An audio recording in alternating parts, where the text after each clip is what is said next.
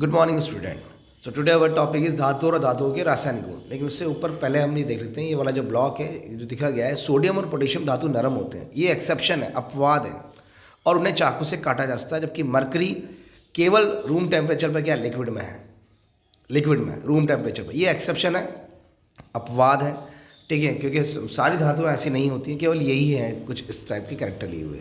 Now अपना topic जो है वो है धातु और धातुओं के रासायनिक गुण। यानी अगर हम अब धातुओं और धातुओं के रासायनिक गुण पढ़ रहे हैं तो हम देख रहे हैं सबसे पहले ऑक्सीजन से अभिक्रिया। जब आप आयरन में जंग लगने की घटना देखते हैं तो जंग बनने की अभिक्रिया का स्मरण कीजिए। बिल्कुल आप देखिए, लोहे में जंग लगता है, बिल्कुल लगता है।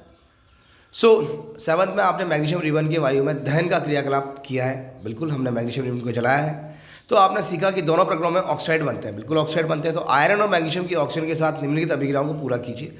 जैसे कि अगर आप यहाँ देख रहे हैं तो यहाँ भी आप इस अभिक्रिया में देख पाएंगे कि आयरन का क्या बनता है, ऑक्सीजन से रिएक्ट होने के बाद ऑक्साइड बनता है, और मैग्नीशियम का भी क्या बनता है, ऑक्साइड बनता है। और इसी कारण इस पर क्या होते हैं, आपके आयरन पर क्या लगता है, जंग लगता है। सो नाउ आयरन ऑक्सीजन के साथ जल अभिक्रिया करके परमाणु जंग बनने की प्रकृति की जांच करें। हमने लगभग एक चम्मच को जंग का इकट्ठा करा है और उसमें बहुत थोड़े जल में घोल लिया उसको। अब आप पाएंगे कि जल में निलंबन के रूप में रहता है, और लटकन को अच्छी तरह हिलाइए। विलयन का परीक्षण क्रमशः लाल और नीले लटपसों से कीजिए।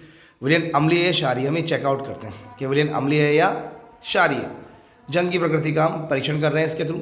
सो क्या कॉपर में भी जंग लगता है? मैंने कॉपर के बर्तनों की सतह पर हरा पदार्थ जमे हुए देखा है, बिल्कुल यानी कहीं ना कहीं उसका जो कलर है उसमें डिफरेंस आ गया। जब कॉपर के बर्तन को लंबे समय तक नम वायु में खुला रखा जाता है तो इस पर एक हल्की हरी रंग की परत जम जाती है।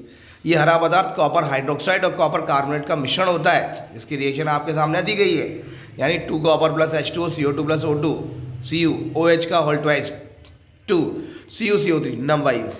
अब मैग्नीशियम रिबन के दहन के क्रियाकलाप का हम स्मरण करते हैं। तो मैग्नीशियम रिबन का दहन करने पर प्राप्त राख को जब हम जल में घोलकर उसकी अम्लीय और क्षारीय प्रकृति जानते हैं तो विलयन का परीक्षण करते हैं। तो विलयन अम्लीय क्षारीय आपको किस प्रकार सुरक्षित करेंगे? तो इसके लिए हम क्या लेंगे, लिटमस पेपर लेंगे।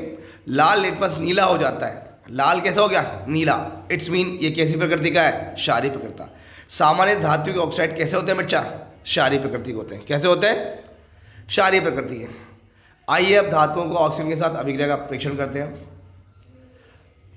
अधातुओं का, यानी इससे पहले जो हमने अभी करा है वो क्या करा है बेटा, धातुओं का। यानी धातुओं का हमने ऑक्सीजन के साथ अभिक्रिया देखी है, और हमने 3 के साथ देखी थी, मैग्नीशियम, आयरन और कॉपर। दैट इज क्लियर बच्चा। अब हम अधातुओं का करेंगे। अधातुओं का हम नेक्स्ट क्लास में करेंगे बच्चा।